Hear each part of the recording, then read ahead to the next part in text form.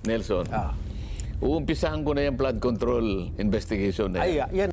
Hello mga kachika, welcome back po sa ating panibagong update for today. At dito nga po ay masaya po yung taong bayan dahil nga po sa update po na inilabas po ni Senator Marcoleta patungkol nga po dito sa planong pag-iimbestiga nito sa flood control projects ng pamahalaan, na matatandaan natin na marami po yung kapalpakan dahil nga po sa kaliwat ka ng baha sa Metro Manila at sa ibang bahagi po ng Luzon. Dito mga kachika ay makikita natin na inilahad po ni Senator Marcoleta na simula ngayong Martes ay maggagawa po ito ng hearing sa kanyang Blue Ribbon Committee upang matukoy nga po kung sino ang may mga pakana ng flood control project na halos umabot ito ng halos ilang bilyong piso at hindi man lang ito nagdulot ng magandang lagay dito sa Metro Manila at sa ibang bahagi ng Luzon.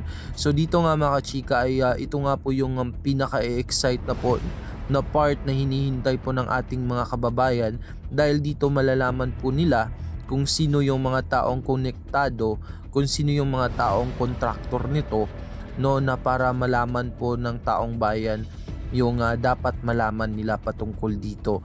So abang-abang po tayo niyan sa Martes mga kachika, sa update po na ilalabas na investigasyon po ni Senator Marcoleta.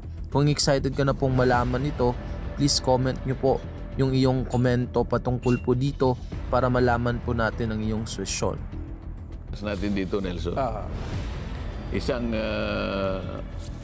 revetment. Meron siyang slope. Isip-isipin mo yung slope, wala man lang kahit kawayan lang, wala Puro lupa. Nako po.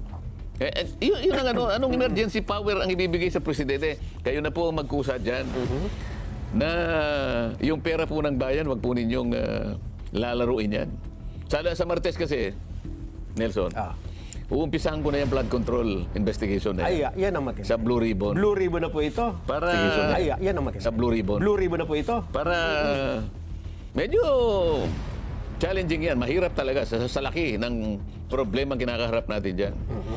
Ngunit ako naniniwala kapag ka nakipag-cooperate ang mamamayan.